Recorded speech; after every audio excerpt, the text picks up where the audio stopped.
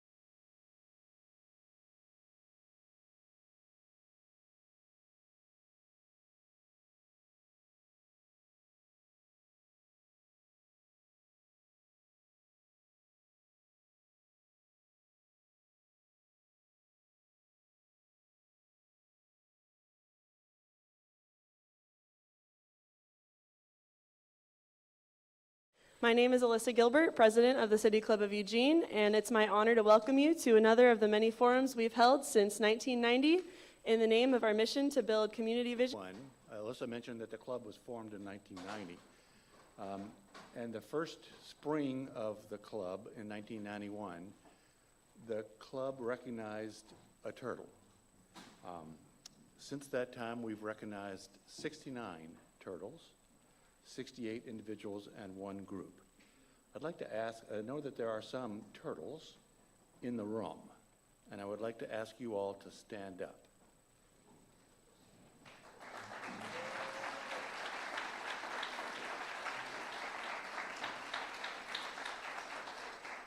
Sometimes I actually say their names, but then sometimes I miss somebody, and that's always bad. So the criteria for the Turtle Award are inconsistent, which is kind of part of the point of being a turtle. They include fostering creative problem solving in Eugene's public affairs, stimulating constructive action, forging cooperative relationships, honoring diverse perspectives, and sticking one's neck out for the benefit of the community. There's an unwritten criteria that we try to recognize people that aren't well known to others, which we sometimes don't do, or we're not successful that we pick people that are well known, like our current mayor, Karen Knudsen. So apparently a few people know her. I was the first turtle in 1991. The first couple of years, the turtles were chosen by 3 of the founders of the City Club. I don't think any of those 3, well, one of them's not alive, Bob Moulton's not alive, but Gene Tate and Jerry Gatos. I don't think Gatos is here, although I nagged him yesterday. Those 3 would pick people. Since 1994, I've been the unofficial chair of the unofficial Turtle Committee. I'm the head turtle. It consists of all the living turtles. And, you know, we lose people over the years. Last year, we lost Anita Johnson and Munir Katul. Last month, we lost Marion Malcolm as turtles. We only have one task, and we only have one meeting, and we only meet for 1 hour. It's the best committee I've ever been on.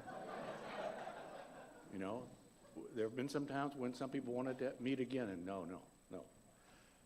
Tom Barman is very adamant. No, one meeting, that's it. And so in that one meeting, we have a spirited debate, and we make a decision on recommending new turtles.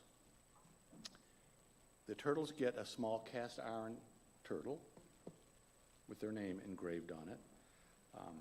And this year, we're honoring as new turtles 3 people and 1 group. And those people and their presenters, the procedure will be, we'll start with a presenter who will describe why we think this person deserves to be recognized as a turtle. And then we ask the new turtle to spend a few minutes talking about why he or she feels motivated to be a turtle, to do what he or she does. And we hope that those comments inspire others to do sticking their necks out. So this year, the new turtles are Jennifer Skurlock,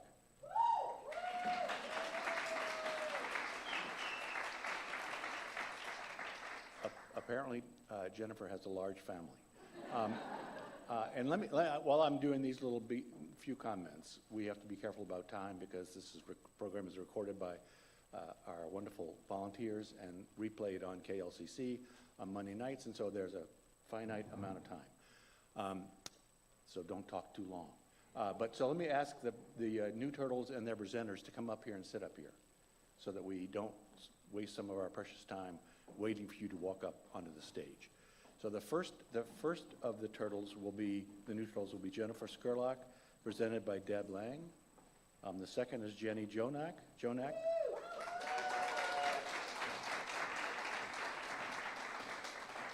Presented by a turtle, Colt Gill. The third is a group, Black Thistle Street Aid, represented today by Bridget Butler and Sophia Ricky.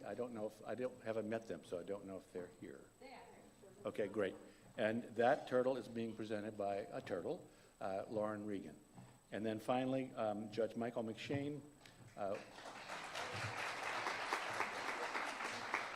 with a presentation by Paul Solomon, a turtle. And I want to note as a fun thing, it also makes me feel old, is that Judge McShane brought 3 of his law clerks. Being a law clerk to a judge is a big honor. And one of his law clerks is the son of a turtle.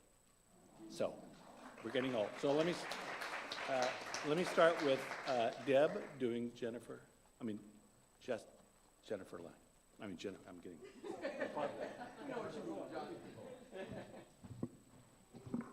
Good afternoon, everyone. Good afternoon, everyone. We are here for such a great occasion, and I am so excited to kick it off. My name is Deb Lang, currently the executive director for the NAACP, and it is my pleasure. That is just a title, but I am also the cousin of Jennifer Broaddus Scurlock. So, thank you. It does me an honor and a privilege to be up here to give these few words. Now, they gave me 5 minutes. This is all going to be within my 5 minutes. However, I want you to know, when you love someone so deeply, you do not, I kept saying, am I doing her justice enough? So I hope the words in which I present to tell you about her and how she is a turtle. This is going to be a new word for me.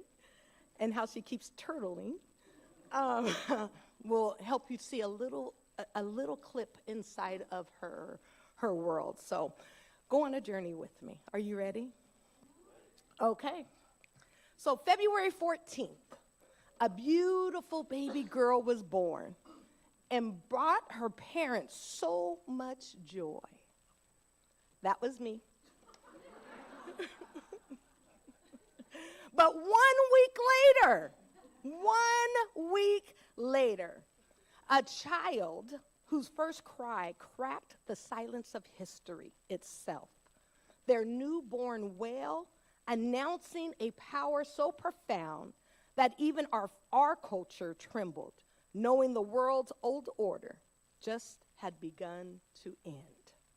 Her mother, stricken with Hodgkin's lymphoma, had to make a life and death decision, as her doctors recommended the termination of this child in order to start a life-saving cancer treatment.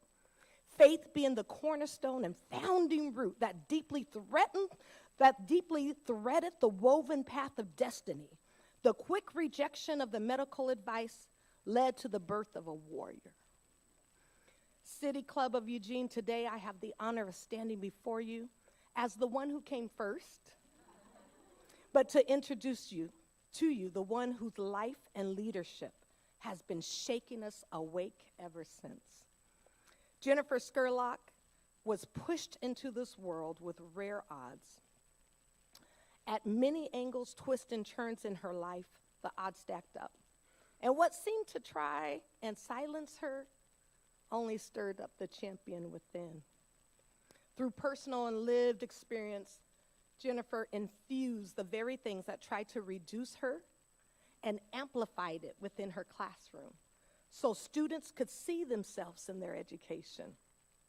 She didn't stifle their stories to meet the benchmarks. Their stories became the curriculum that exceeded the benchmarks. She never positioned herself to play it safe, but used her education, her wisdom, and her experience to open doors, especially for students who have historically had the fewest. That means asking hard questions, champion inclusive policies, and refusing to accept, well, that's just how it's been. It's always been that way, as an answer. Some may call her a bridge builder, but bridges don't build themselves. They are built by someone willing to stand in the gap, sometimes alone, and then invite others to meet in the middle. Whether she's in the classroom teaching, in the union space advocating for equity, or chairing the Oregon State Board of Education, Jennifer has made a choice over and over again to speak when it would be easier to stay silent. And that choice comes with risk. It means challenging systems. It means holding firm in class, in rooms where everyone doesn't agree. It means carrying the weight of representation so that students, families, and educators can feel seen. I can share with you all of the accolades of Jennifer. All of the things. I am so sorry. Something in Jennifer refused to surrender. What should have been the end of her story became the beginning of a new chapter of fierce determination. She learned to fight not just to survive, but to live with purpose. Every breath, a quiet act of defiance against the odds. Every step, a testimony that she was spared for a reason. The pain did not soften her, it sharpened her resolve. Instead of shrinking her world, that near-death experience, that moment expanded her heart and her sense of calling. She came back with a deeper fire, a steadier faith, a relentless commitment to pour herself into students, families, and communities. The tenacity she carries now is not theoretical. It has been tempered in trauma, refined in recovery, and proven every day she chooses to stand, to speak, and to keep pushing for justice when it would be so much easier to sit down and stay safe. While enduring some of the most vicious and dehumanizing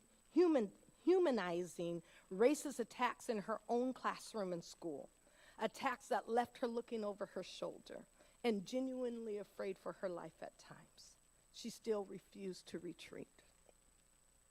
The place where she came to pour into her students became a battlefield.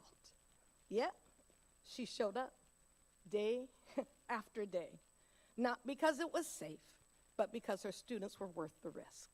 Every slur, every threat, every attempt to intimidate her into silence could have been the moment that she walked away, and no one would have blamed her.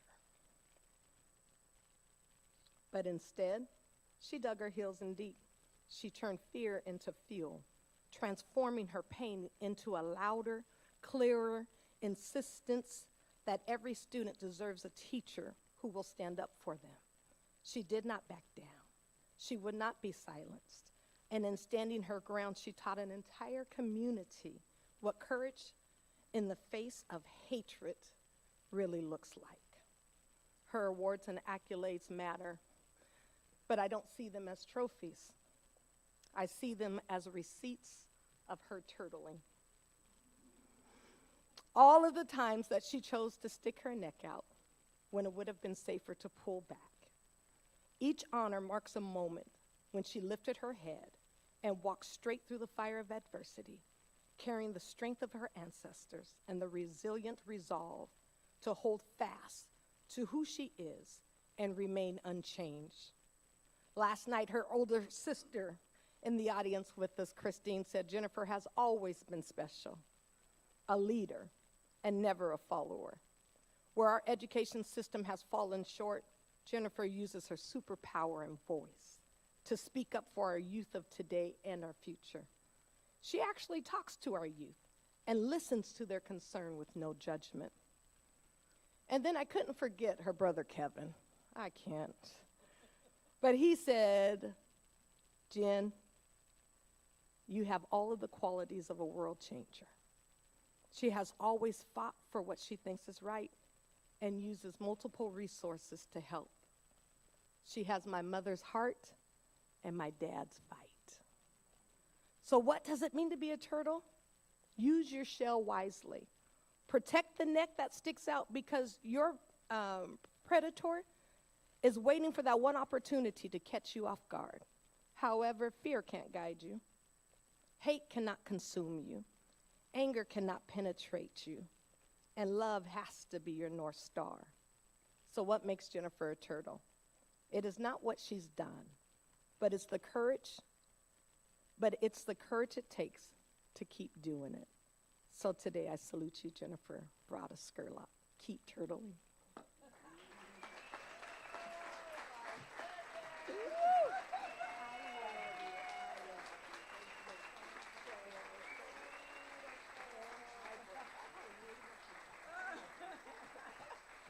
Oh my goodness. Oh, thank you, cousin. Oh my goodness. That was beautiful. The ugly cry almost came, cousin. That's when your snot roll. Anyway, it's a whole thing. But I want to thank the City Club of Eugene for this beautiful honor. I want to thank you, Deborah K. Reynolds-Lang, for lifting me up in more ways than you may know. I want to honor my father, Leon Broadus Jr., who's over there, and my stepmom, Johnny Broadus, I want to honor my mother-in-law, Sharon Winston.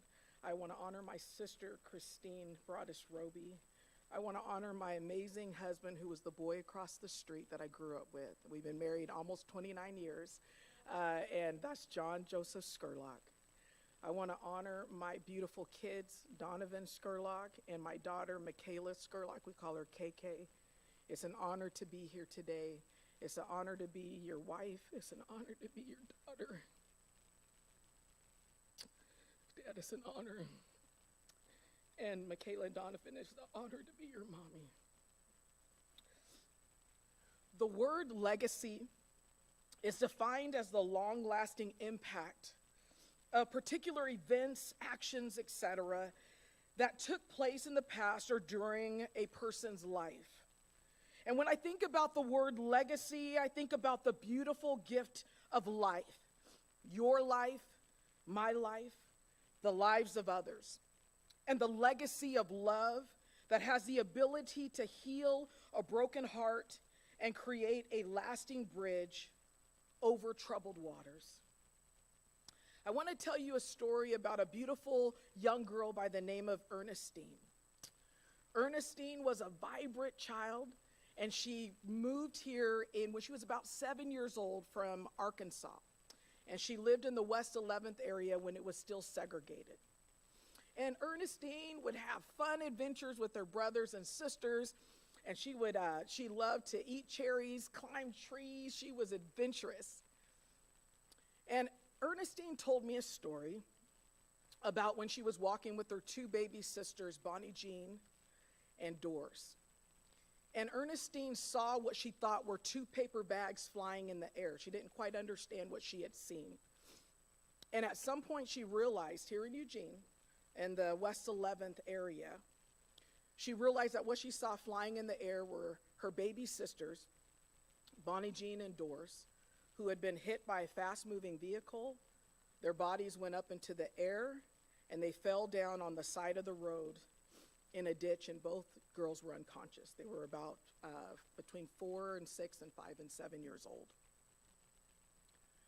What Ernestine described was basically a mental break that happened where she was so traumatized that she remembered hitting her head on the side of a house, and she was beside herself. She couldn't get herself together. She was stricken with grief, and she remembers her dad saying to the young boy, "What have you done?" And it was just a horrific situation. And then her family called the ambulance to come here in Eugene to help in this horrific situation.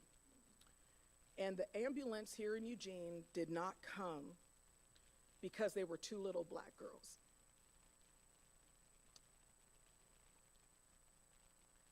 The beautiful person I am talking about today is my mom, Ernestine Stubbs Broadus.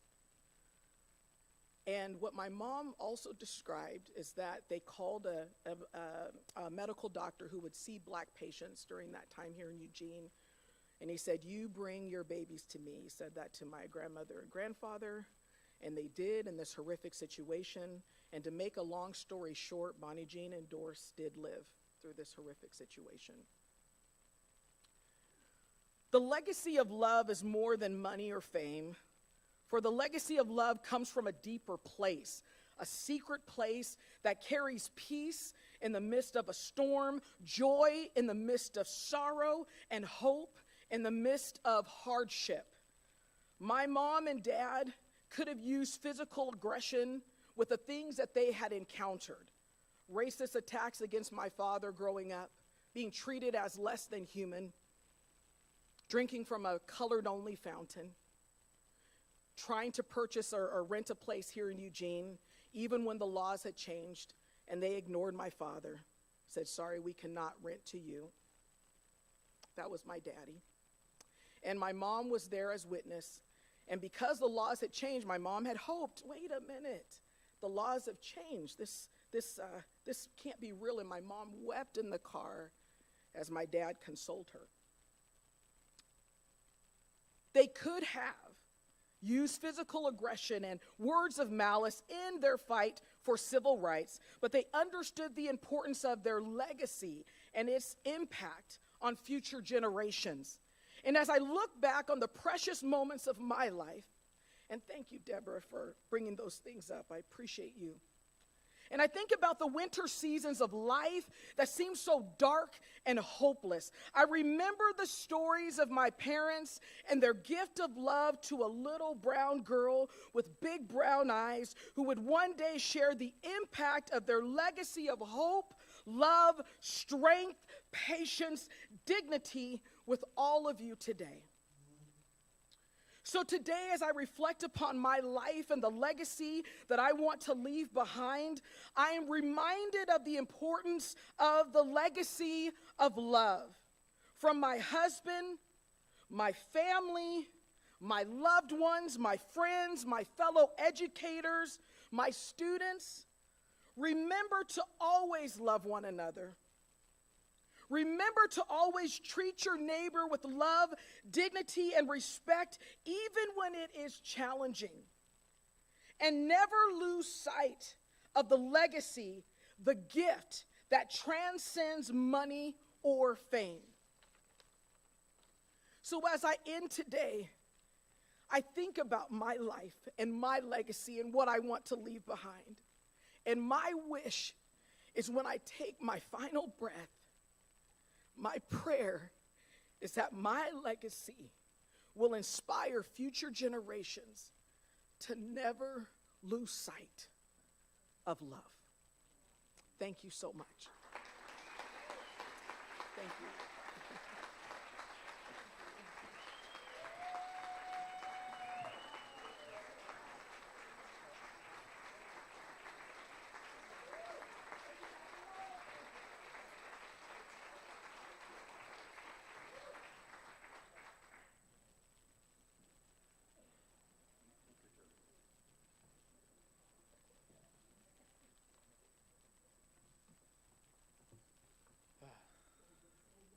Challenging to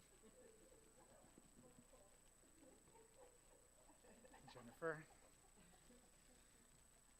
That is a voice, Jennifer, that we want all of our kids in our school district here to hear, right? And thankfully, Jennifer also serves on the State Board of Education, where she's helping to change policies in this state and share that love at a statewide level. So thank you. Good afternoon. My name is Colt Gill. I'm a longtime educator here in Lane County and in the state of Oregon. I'm here to celebrate Jenny Jonak.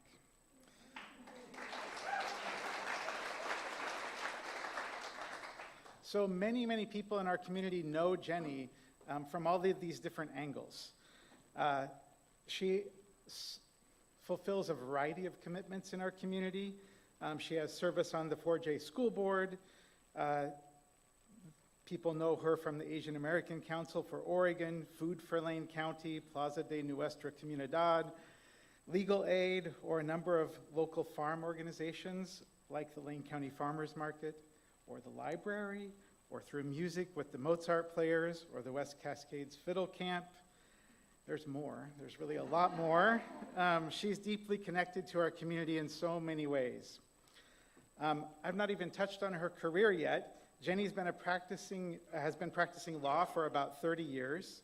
She practices internationally. She's admitted to the United States Supreme Court and has successfully argued before the Ninth Circuit Court of Appeals. Jenny has also been serving as a real estate broker for nearly 20 years, and she's the founder and owner of Dragon Song Farm in South Eugene. That's a lot. I didn't even mention yet that she's also an award-winning wildlife photographer. Her work's been published in Time Magazine, the Washington Post, Nature's Best, and other publications. All this, and Jenny still takes time to stick her neck out for the children of Eugene. So here's the story that I want to share. There's a number of reasons Jenny could have earned this turtle, but this is the one that we are focusing on today. On Valentine's Day in 2025, the Trump administration's Department of Education issued a Dear Colleague letter to school districts, colleges, and universities throughout the country.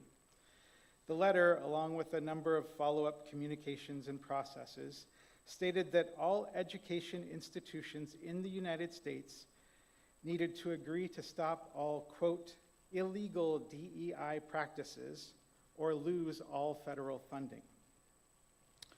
For 4J and school districts across the nation, this meant losing millions of dollars annually. Ironically, these federal dollars were earmarked for serving some of the most impacted student populations, those with disabilities, those learning English as a second language, some of our migrant students, tribal citizen students, and economically disadvantaged students, the things that were being named as illegal. Worse, the illegal DEI practices were ill-defined and or counter to state law and federal law. So the choices for the 4J school board and district were, one, commit to this and continue to receive funding by telling some of our students that they no longer belonged in our schools based on the color of their skin, their disability, their language, or their origin. Or two,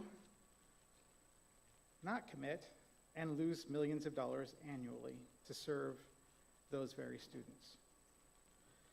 So Jenny stepped forward. She researched this issue and she developed a third option.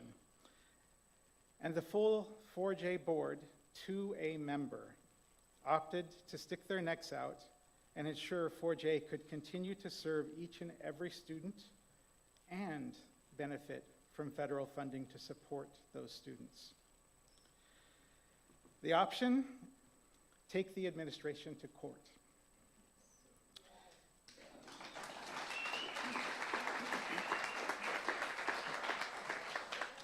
This was a huge risk. By this time, we had seen how this administration attacks those it sees as enemies.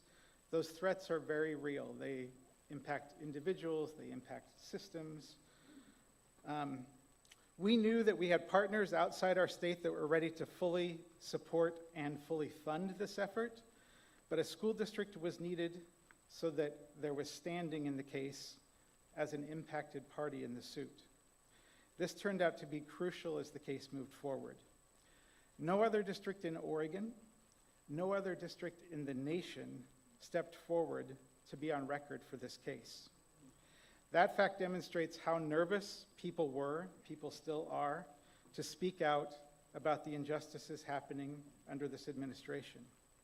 The 4J board, with Jenny's careful legal review, took the risk for our students. So skip ahead through months of tedious and sort of exacting legal work. The outcome of the suit was that the judge delivered a sweeping decision declaring that the administration could not move forward with its plans to cut off federal funding from schools and colleges and universities related to their diversity and equity programs, services, or curriculum. The judge said that the administration had not followed proper procedure and that the plan was unconstitutional. There were several choice quotes in the decision from that judge that I could share here, but today we're celebrating Jenny, not the judge, so I'm going to move on. The administration saw no way to move forward or appeal, so the matter has been resolved for 4J School District and its students, but also for over 10,000 other school districts across the country.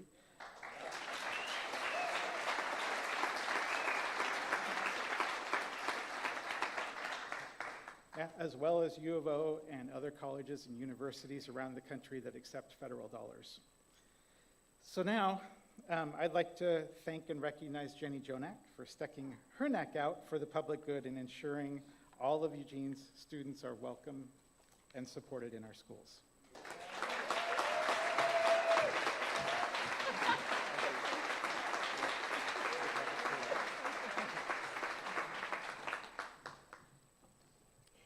Thank you very much, Colt, and thank you to City Club of Eugene for this honor. I am deeply grateful and humbled to receive it.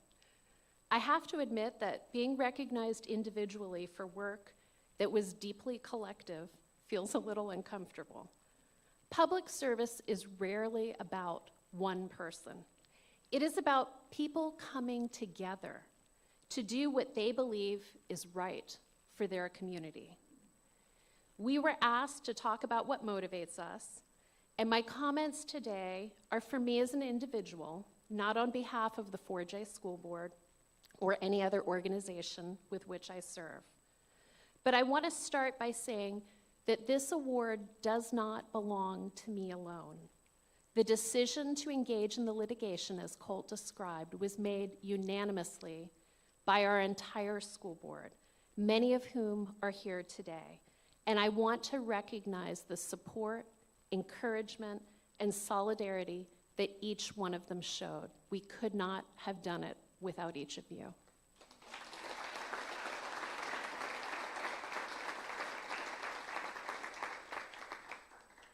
This award also belongs equally to our former superintendent, Colt Gill, who was instrumental in the case. He mentioned threats, he mentioned being targeted. If your name is the one that shows up in the declarations or the other legal documents, as his and mine did, you're at the forefront, families and attorneys. And all of you in the community who stood by us during difficult moments. Elected officials are only able to act when their communities support them in doing so. There are few places in this country where that support exists more strongly than it does in Eugene. Again and again, this community has demonstrated a willingness to stand up for public education, for inclusion, and for people who are vulnerable, even when doing so is controversial or difficult. Over the last several years, many people have felt overwhelmed by what is happening nationally. There is a temptation to believe that speaking up is too risky, too exhausting, or simply won't matter. And the truth is, it can be scary. Public service can be uncomfortable. Advocacy can come with criticism. Standing up publicly for what you believe in can make you a target. But courage is not the absence of fear. Courage is deciding that something else matters more. The litigation involving the Department of Education mattered because of what was at stake for students, not only in the 4J school district, but all across the country.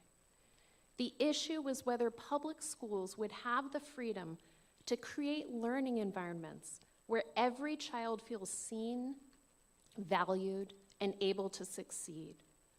Diversity, equity, and inclusion are terms that have become politicized, but the underlying principle is simple. Students learn better when they feel that they belong.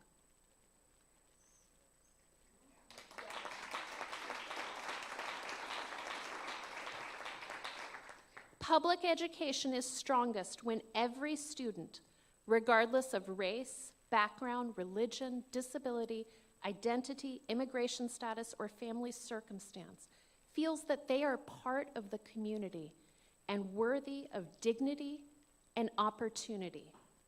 Schools must be able to teach history honestly, and public institutions must be able to serve everyone fairly and equally without having to fear a loss of funding as a result.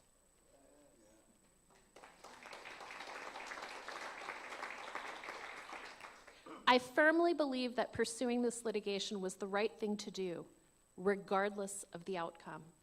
We were fortunate to be successful in the litigation, but even if we had not been, standing up for our students and our values still would have mattered.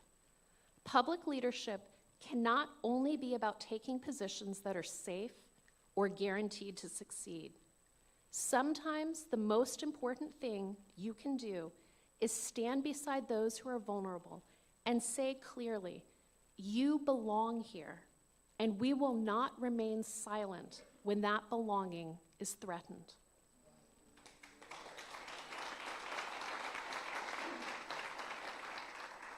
One thing I've learned in public service is that democracy is not something that happens only in Washington, D.C. It happens in school board meetings, city councils, libraries, nonprofits, conversations between neighbors. It happens every time someone decides to participate instead of giving up. When national events make us feel powerless, local action reminds us that we are not powerless at all. And never forget that courage and hope are contagious. When one person speaks up, it gives others permission to do the same. When one community stands up for its values, it encourages others to do likewise. Democracy only works when ordinary people continue to participate in it, imperfectly, persistently, and together. The people in this room embody this. You volunteer, organize, advocate, vote, serve on boards and commissions, show up to meetings, and invest your time and energy in making this community better. So thank you for being part of this work, and thank you for everyone who continues to show through local action that our students, our community, and our democracy are worth it.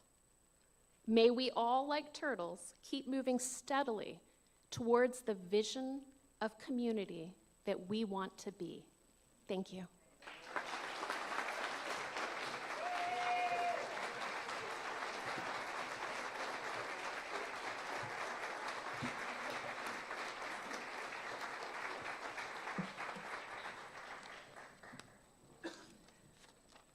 Fellow colleague and a fellow legal observer as well. My name's Lauren Regan. I'm the founder and director of litigation and advocacy at the Civil Liberties Defense Center. We're based here in Eugene, but we defend environmental and social justice activists all around the country, whether they are arrested, whether they are suing police or government agencies, or whether they're being sued by corporations for their activism. We represent them in court for free. We also do a ton of Know Your Rights trainings in this community and around the country. And as a result of that, we have defended all sorts of activists, especially locally. And that brought us into contact with a group of volunteers that were working to provide mutual aid to unhoused community members. Through that work, I learned of this little tiny group called Black Thistle Medical Collective. There are only 10 volunteers in this group, but they serve about 2,400 unhoused patients every single year for free as a volunteer-run nonprofit organization in our community. They are a trans and femme-led organization. They are providing medical street outreach in all of Lane County. They are basically providing medical care to pregnant people, to recent amputees, to people who have no other access to medical care and who are suffering. And it's that desire that many of us have to reduce the suffering of all living things that brought this group together. They are barely known. Probably most of you didn't know that they existed in our community, but while they're doing their work, they are clearly sticking their necks out. They are using their professional skills. They all have day jobs as well in the medical profession, but in their spare time, they are providing medical care to our community who would not otherwise have access to it, or it would be expensive because they would end up in an emergency room. And so I thought that they were really deserving of recognition and a Turtle Award. And on behalf of the collective, Sophia and Bridget have agreed to join us today.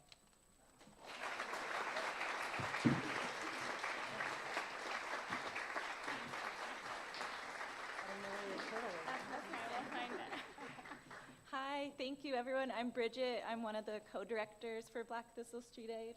I'm Sophia Ricci. I'm also one of our co-directors, and we could not be more humbled and grateful to be here to share a stage with you all. Yeah, thank you. I think so we're much. feeling a little bit like turtles with our head in the shell, honestly. We're shy turtles. That's part of why a lot of folks don't know us. But the work we do is important. As Lauren said, we are a nonprofit medical street outreach group here in Eugene, providing free medical care to folks mostly experiencing homelessness in Springfield, Glenwood, and the Eugene area. We do roving medical street outreach once a week as an integrative team of providers, nurses, peers, herbalists, and doulas. Yeah, and when we say roving, sometimes that means literally on the streets of Eugene, and sometimes that means we're backpacking up railroad tracks, downriver encampments. We really strive to go meet people literally where they're at. We have had the honor of building deep trust with so many that have been incredibly disenfranchised and harmed by institutions, the medical system, the medical industrial complex, but absolutely need medical care. And sometimes, so often actually, we're the last vestige to care. And we take it so incredibly seriously that we've been able to build trust with so many individuals and so many communities within our community that often are completely invisibilized or hyper stigmatized because of the reality of living on the streets or because of the reality of substance use. And for us, when we have an individual that refers another individual, that could not be a greater honor to us because that means we've been able to build trust with folks and people. And yeah. Yeah, no, I was thinking of turtles in this award, and slow and steady wins the race, but really slow and steady builds the trust. And we've been doing this now for 6 years, and some clients we work with, it's taken years for them to finally accept medical care from us. And we do that trust building by providing survival supplies alongside medical care. So we do offer people like socks and water and snacks and harm reduction supplies like test strips and Narcan to keep people alive and safe. And it's a very slow trust building exercise, as Sophia mentioned, with the systems that have harmed so many, especially the medical system. We have seen so many people in our community who have told us point blank, I would rather lose my arm here on the street than go to the hospital, if that's what it means. And now that Eugene does not have a hospital, it is even more harmful for folks to try to take a bus with all their items all the way to Springfield, which can be sometimes an hour or more trek on bus, and then have to find where their items go or who can watch their items while they go to the hospital, all this stuff. So our team is kind of dynamic and creative in ways that we can support people. Yes, some people absolutely need to go to a hospital. We can only do so much on the street. But if somebody does have to go to the hospital, one of us, if we have time within our schedules, will accompany somebody and help advocate while they're in the medical system. Because we know statistically people who use drugs, people who are unhoused, are usually treated not very well within our medical systems. So we will go with people to advocate. We support, or Sophia actually, mostly, I'll let her speak about this, support many, many pregnant, unhoused people in our community, and Sophia can take it from there. Yeah, and so with the slow building of trust, sometimes we'll walk someone through the entire pregnancy and get so far as making a plan for the birth and making a plan for after the fact, and then sometimes we'll get a call from the hospital that somebody is there, or we'll have an experience. We've had many experiences. One in particular that sticks out is one person who'd been following and supporting for a long time. Their camp experienced a sweep, which sent her into labor, and then created this whole other domino effect. And so much of it is like fighting for individuals against these systems that are there to ideally support them and don't always support them. And so we spend a lot of time in hospital as a birth doula, and then after the fact, supporting individuals to ensure that they can stay together with their babies and keep families together. That so often, we have so many broken systems that are breaking families apart, and that's like the result of why so many people are on the streets. And so how can we stop that trauma right here? It's by supporting people and keeping families together.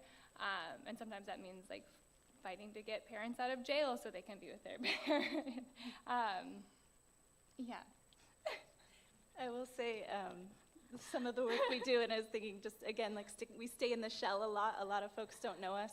And part of that is because the people we work with are largely invisible in our society. To be a visible homeless person in our community means you will likely get a citation, you will likely go to jail, you will likely have your things stolen, you are more likely to experience violence if you are homeless on the street, and not violence by other homeless people, violence from housed people. And so a lot of the people we work with stay in the shadows, so a lot of the work we do is in the shadows, and we talk about this a lot as like we are kind of beacons of light, showing people there is a way. We see you, we'll shine light on you. We see you as a human, as a brother, as a sister, as a mother, as a cousin, as a whoever you are a human. And we will shine light on you. I get emotional because it shouldn't be radical that we see everybody in our community as members of our community.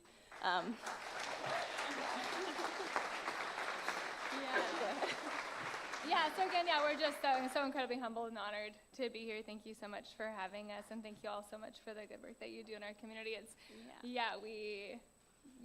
Because we're usually in the streets and up the tracks, we feel like we don't get to be out in the world like this, and so it's so incredible to see just so many other people doing so much amazing work. So thank you so much. Thank you all. Thank you.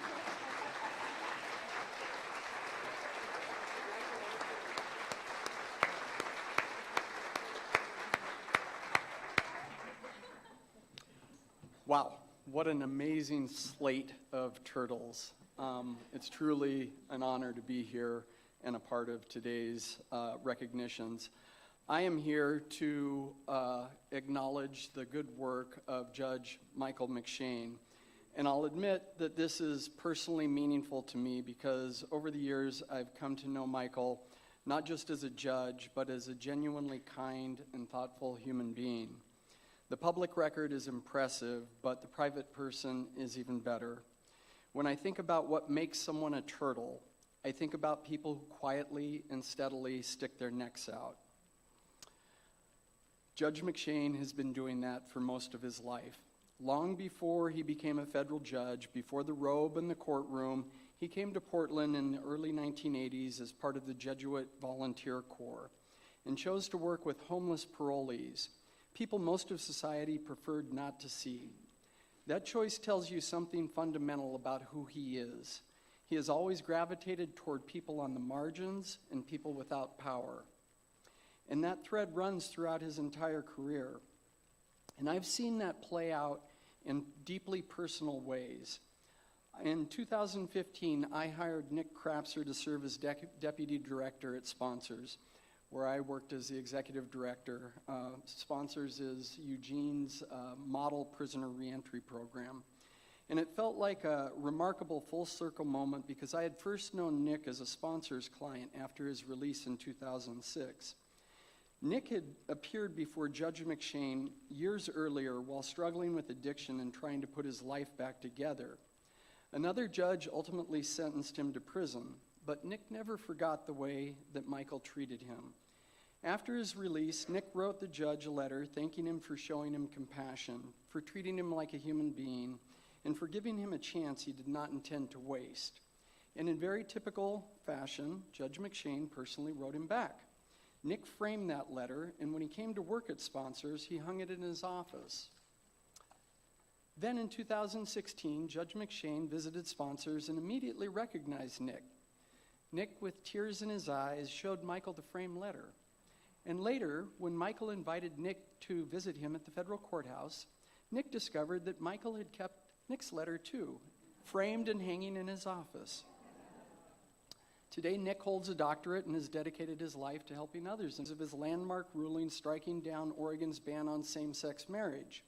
At the time, the issue was deeply contested, but Michael did not hide behind caution or wait for political consensus.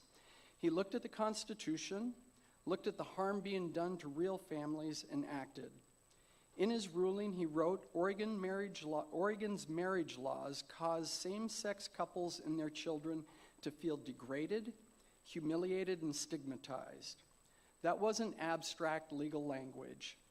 It reflected empathy, humanity, an understanding that laws affect real people living real lives. And then came another example of clear turtle courage. During Oregon's public defense crisis, people were sitting in jail for weeks and sometimes months without lawyers. Most were poor, and many struggled with addiction or mental illness. And much of the system had begun to treat that as somehow normal. Judge McShane refused to normalize it. He called the situation an embarrassment to the state and said, literally, we suspend the Constitution when it comes to this group. Then he ordered people being held without lawyers had to be released. That was not a safe or comfortable decision. It placed him squarely in the center of controversy. It would have been easier to delay or defer, but turtles don't do that. And through all of this, Michael carries himself with remarkable humility. If you know him personally, you know he is far more comfortable making a dry joke at his own expense than talking about his accomplishments. I think it says something important when he learned about this award. He said he would accept it in recognition of the work judges in Oregon are doing to maintain the rule of law during these turbulent times.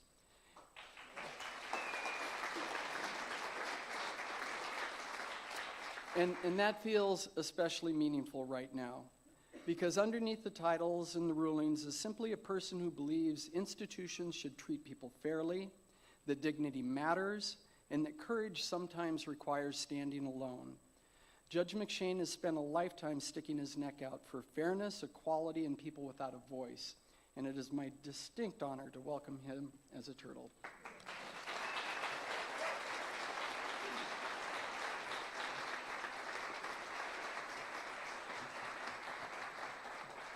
Thank you so much. I don't get that emotional very often, and I did listening to Paul. So thank you, City Club, and thank you, Paul, for those beautiful words. Paul is one of my heroes. Ever since I moved to Eugene and met him, I learned that he lives by a very simple mantra, and that's to serve others. And he has become the voice for so many people in our community who've lost their voice. The homeless, the addicted, the mentally ill, people who are trying to escape their childhood trauma, those who have been incarcerated. And he does it with such grace and with such patience. And he's left a legacy here in this community. If you haven't visited Sponsors, the organization that he founded, I would really encourage you to do so. It is an organization that has restored so many lives. And Nick, I still have that letter on my wall. It still means really so much to me. I have to say, when I learned about this award, I really didn't know what to think.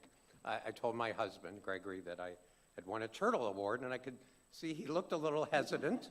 And finally, he had the courage to ask me, is it because you're slow? I'm glad that is not the case. And as I've learned about the award, and I've looked at the list of people who have received this award and why, and of course listening to these stories today, I can tell you that this is just, for me, a remarkable honor. I do think to a large degree this nomination has to do with the fact that I'm a federal judge during turbulent times. And it's true, these are very difficult times for the federal judiciary. So if you permit me, I do want to accept this brave award on behalf of the brave judges of our district. We're a very small group. There are only 6 district Article III judges in the District of Oregon, appointed by various presidents, and we have 6 magistrate judges, and we cover the entire district: Medford, Pendleton, Portland, Eugene. The administration, this president loves to call us so-called judges, right? That's one of the nicer things that we've been called. But the truth is, these so-called judges are the only branch of government willing to uphold the rule of law in today's world.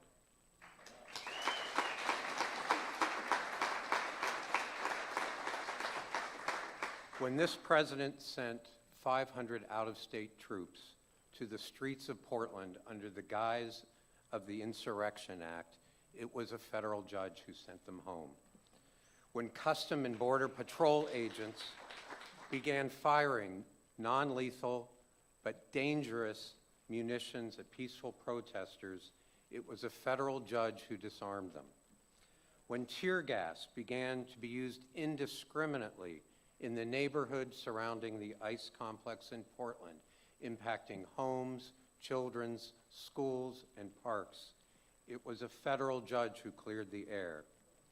When the visas of international students attending our universities, Oregon State and University of Oregon, were revoked without any justification and they were told to go back to their homes, it was a federal judge who reinstated those visas. When mothers and fathers who have lived in this community for decades, who have worked and paid taxes, have been pulled out of their cars, pulled out of their workplaces, pulled out of their homes, often in front of their small children, and jailed without a hearing, it is federal judges who are almost every day in this country releasing them.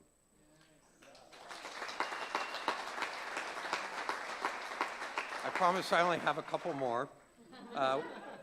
When those seeking amnesty, immigrants who have come to this country seeking amnesty, showed up at their hearings, their scheduled hearings to argue their case before an immigration judge, but instead were jailed without any process, it was a federal judge who had to tell the government that this was wrong. And finally, when this administration revoked the grants of our educational institutions, our local schools, our research institutes, our nonprofits, because they had the gall to talk about inclusiveness. It was a federal judge who held the government to the principles of the First Amendment.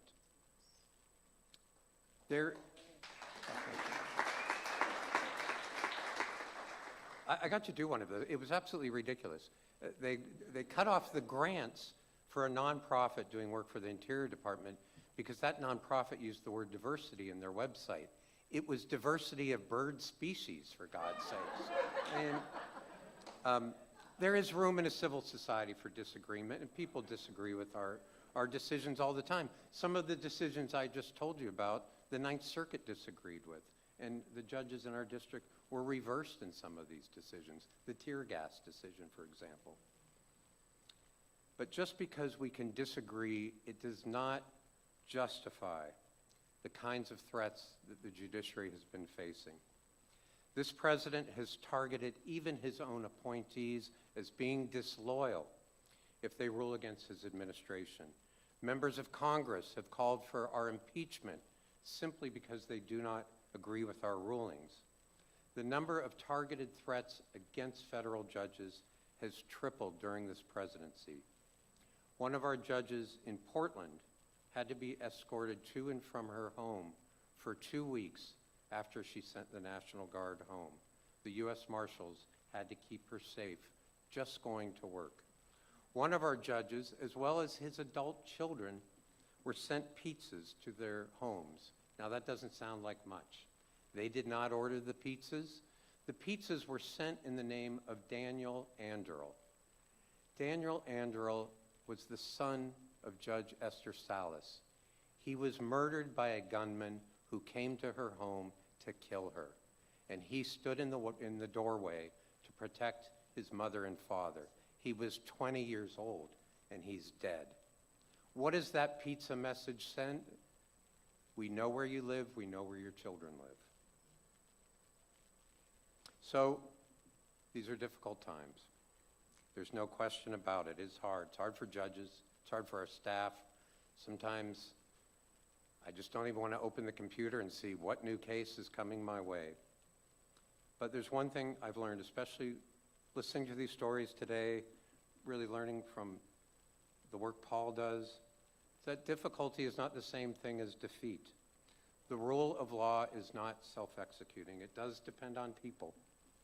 Imperfect people, stubborn people, sleep-deprived people who show up, who do the work, and believe that fairness still matters. So I'm actually very optimistic. These things lift me up, of course, when I get a little frustrated by listening to the news and learning what's going on in our country and seeing the cases before me. But every day I get to come to work and I see in my colleagues, my staff, the lawyers who come to court and argue for their clients, and communities like this one, like Eugene, who continue to care about justice, even when that caring gets hard. So I will accept this award really on behalf of my wonderful, brave colleagues who come to work every day, who need to be protected every day, and who make difficult decisions that are sometimes very unpopular. Thank you on behalf of the judges of the United States Court for the District of Oregon. I accept it on their behalf, and we appreciate your work very much.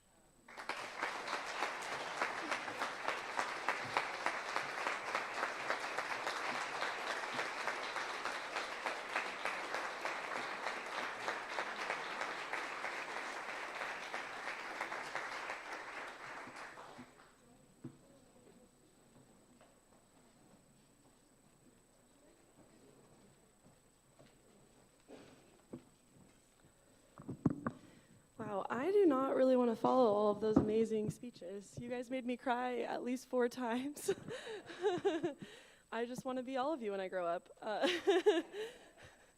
Well, today is not only the Turtle Awards, it's also City Club's annual meeting. So I'm just going to take the last 5 minutes or so of today's program to just introduce myself to all of you as City Club's president a little bit more.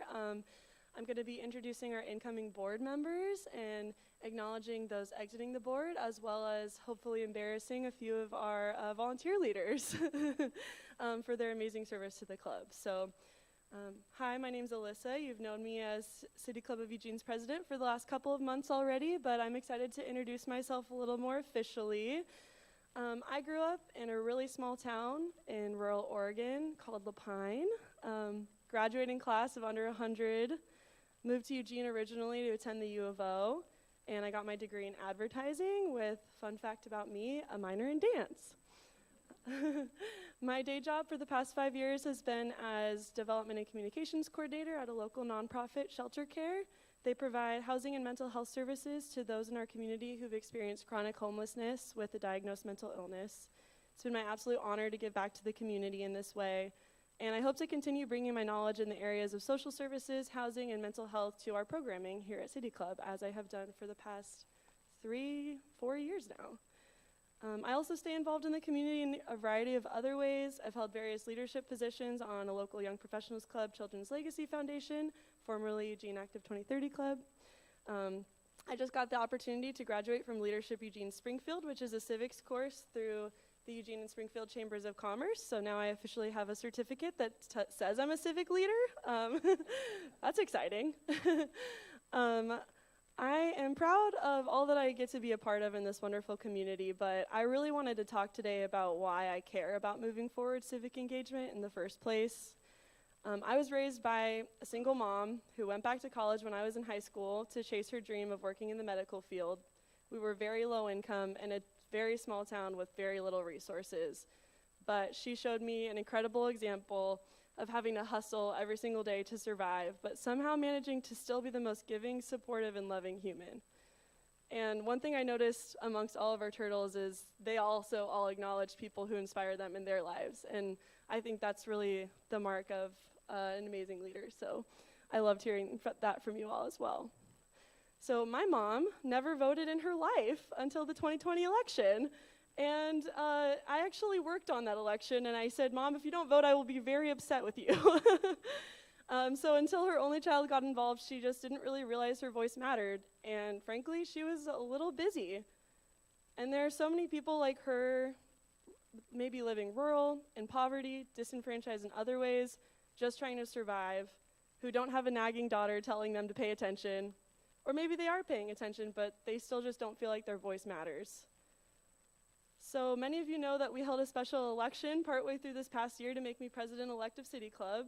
And why that is because I thought that I was one of those people. I thought, why would they want me up on that stage? Why should I be in leadership? I'm just a Gen Z punk from rural Oregon with pink hair and tattoos, raised in poverty. I have no business leading such a well-respected civics organization. But I did just want to say thank you to a couple individuals who really made me feel empowered and like I had a place here. Oh my gosh. Shoot. So Andrew Calick, thank you. And Joel Corin, thank you for making me feel like I did belong. Whew. I will appreciate the wisdom and faith you guys had in me for a very long time. Dang it. Yeah, please clap. Whew.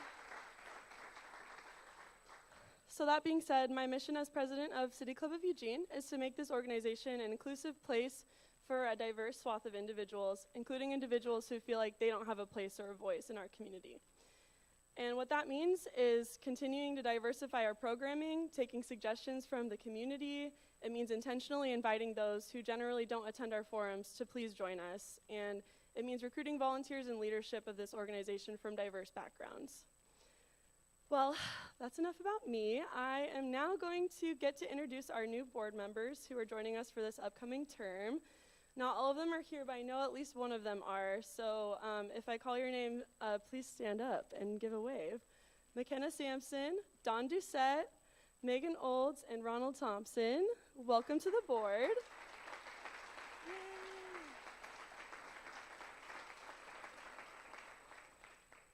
I'd also like to acknowledge our outgoing board members. I know at least one of them is also here, so I'm going to also make you stand up. Thank you so much for your incredible service to the club, Kelly Johnson, Catherine Adair, and Ralph Pledger.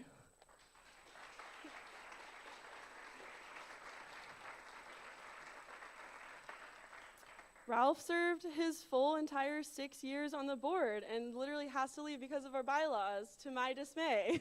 So thank you, Ralph. The last group of folks I want to acknowledge are our amazing committee chairs, who were just officially reappointed by the board last night. Joel Corin, chair of our program committee. Ralph Pledger, who we will hopefully never get rid of, is the chair of our membership committee.